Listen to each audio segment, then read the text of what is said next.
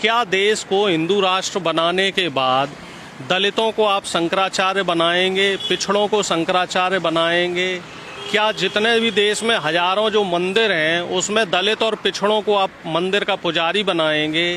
क्या दलित और पिछड़ों के साथ जो सो कॉल्ड मनवादी लोग हैं ये लोग अपनी रोटी बेटी का संबंध करेंगे?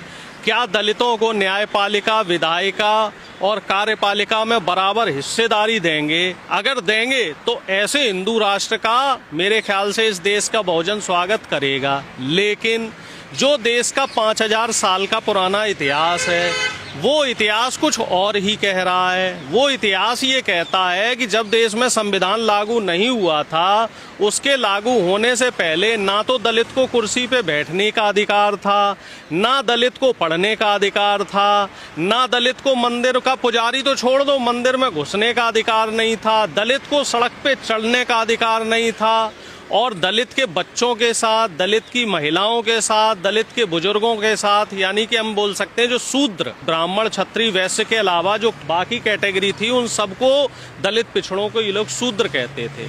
तो शूद्रों को इस देश में सिर्फ गुलामी करने का अधिकार था, सिर्फ उनके हिस्से में गुलामी थी।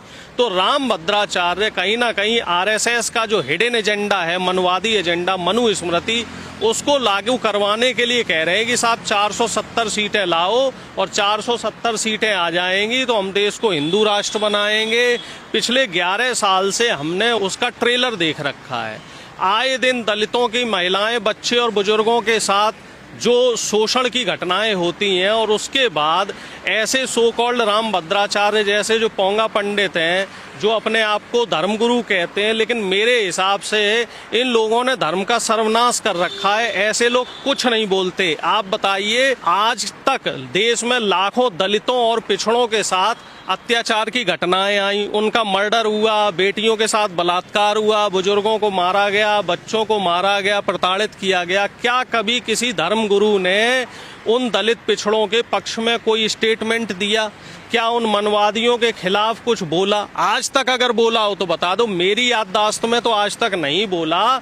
तो मैं ऐसे हिंदू राष्ट्र का विरोध करता हूं जहां पर जाति के हिसाब से, जहां पर धर्म के हिसाब से, जहां पर संप्रदाय के हिसाब से, जहां पर बोली भाषा के हिसाब से मनुष्य में भेद किया जाता हो। ऐसे रामभद्राचार्य हो चाहे कोई शंकराचार्य हो। दुनिया इतने आगे जा रही है, देश को हजारों साल पीछे ले जाना चाह रहे हैं। क्या करना चाह रहे हैं ये बाबा? ये लोग संविधान विरोधी लोग हैं। ये लोग ये चाहते हैं कि देश का जो बहुजन है, जो देश की 90% आबादी है, वो इनकी गुलामी करे, वो मुख्य धारा में ना रहे। ना तो इनके बच्चे पढ़ें, ना इनके बच्चे बिजनेस करें, व्यापार करें।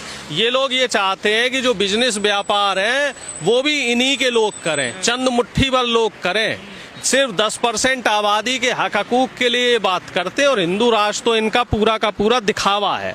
आज मैं अखबार पढ़ रहा था तो अखबार में एक खबर है कि 2023 में, अभी 24-25 का डाटा नहीं आया है, 2023 का डाटा है, लगभग 2.5 लाख लोग हमारे देश के उन्होंने भारत की नागरिकता छोड़ दी है। और जो भी इकोनॉमिकली प्रोग्रेसिव देश हैं जैसे अमेरिका है, रूस है, ब्रिटेन है, यूरोप के तमाम देश हैं, वहाँ की स्थायी नागरिकता ले ली है।